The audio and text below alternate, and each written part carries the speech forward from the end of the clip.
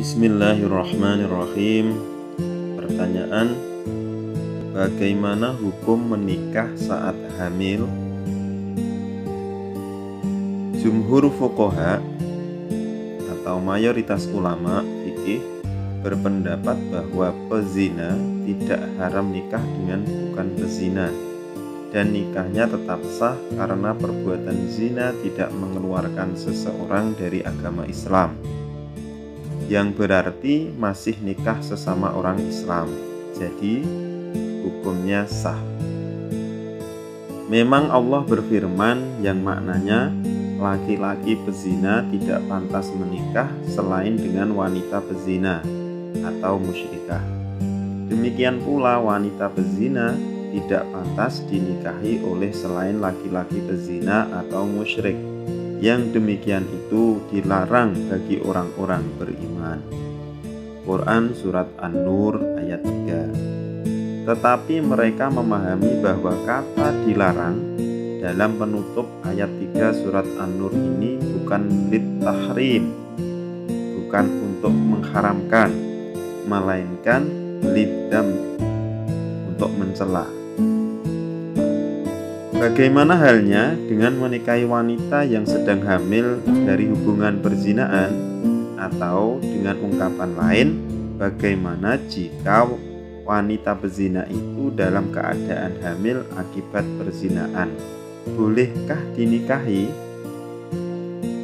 Imam Abu Hanifah dan fuqaha Syafi'iyah berpendapat bahwa menikahi wanita yang hamil di luar nikah itu boleh, tetapi tidak boleh berhubungan atau bersetubuh sampai dia melahirkan.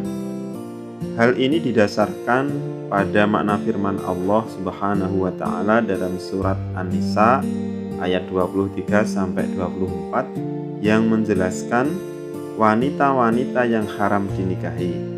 Dalam ayat itu sama sekali tidak disebut-sebut wanita bezina dan wanita hamil karena zina sebagai yang terlarang dinikahi. Juga atas dasar pemahaman terhadap sebuah hadis bahwa Rasulullah Shallallahu Alaihi Wasallam bersabda, yang artinya anak itu dinisbahkan kepada orang yang seranjang dengan ibunya. Hadis riwayat Al-Jamaah selain Abu Dawud dari Abu Hanifah. Dari hadis tersebut dipahami bahwa orang yang menikah dengan wanita hamil karena zina hukumnya sah, karena jelas bahwa dia bukan bapak dari anak yang dikandung, sebab ranjangnya sudah ditiduri oleh orang sebelumnya. Jadi, di samping tidak haram nikah dengan sesama pezina, juga tidak haram pezina nikah dengan orang lain. Yang dilarang adalah melakukan hubungan seksual sampai wanita tersebut melahirkan, sebagaimana Rasulullah Shallallahu Alaihi Wasallam melarang menyirami kebun orang lain yang telah mempunyai tanaman. Hadis riwayat At-Tirmidzi dari Ruwaifa. Larangan yang bernada kiasan ini bertujuan untuk menghindari terjadinya percampuran keturunan dalam satu rahim. Tetapi fuqaha Malikiyah, Hanabilah, dan Abu Yusuf, salah seorang ulama bermadhab Hanafi, berpendapat bahwa tidak boleh menikahi wanita hamil dari hasil perzinaan. Hal ini didasarkan pada hadis bahwa Rasulullah Shallallahu Alaihi Wasallam melarang menyirami kebun orang lain yang telah mempunyai tanaman. Hadis riwayat At-Tirmidzi dari Ruwaifa. Karena dilarang menyirami atau menyetubuhi, maka juga dikandung maksud larangan menikahi selama masih hamil. Di Indonesia, wanita hamil di luar nikah dapat dinikahkan semasa dia dalam keadaan hamil. Dalam Undang-Undang Nomor 1 Tahun 1974 tentang perkawinan, bab 8 pasal 53 dinyatakan: 1. Seorang wanita hamil di luar nikah dapat dikawinkan dengan pria yang menghamilinya. 2. perkawinan dengan wanita hamil itu dapat dilangsungkan tanpa menunggu kelahiran anaknya. Ketiga, dengan dilangsungkannya perkawinan pada saat wanita hamil, tidak diperlukan lagi perkawinan ulang setelah anaknya lahir. Jadi, yang diperbolehkan dalam undang-undang ini adalah khusus bagi pria yang menghamilinya saja. Sedangkan pria lain yang tidak menghamili tidak disebutkan boleh tidaknya menikahi wanita hamil yang bukan hasil kerja ranjangnya, tetapi dapat dipahami secara implisit tidak diperbolehkan.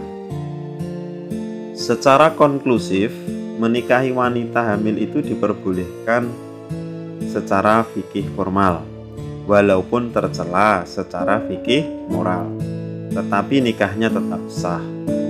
Juga dapat disimpulkan bahwa menikahi wanita hamil karena zina itu walaupun ada yang mengharamkan, tetapi ada pula yang membolehkan dengan pemahaman dan penjelasan masing-masing. Setelah mengkaji semua pendapat dan argumen fuqaha tersebut, menikahi wanita yang dalam keadaan hamil akibat perzinaan itu diperbolehkan dan pernikahannya sah secara permanen.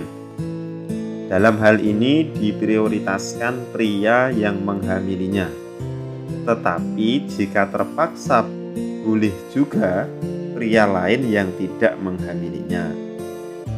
Soal apakah pria tersebut setelah akad nikah boleh menyetubuhi istrinya apa tidak, menurut Profesor Ahmad Zahro, guru besar hukum Islam, boleh menyetubuhi istrinya sendiri, kecuali dalam kasus zihar atau suami menyamakan istri dengan ibunya.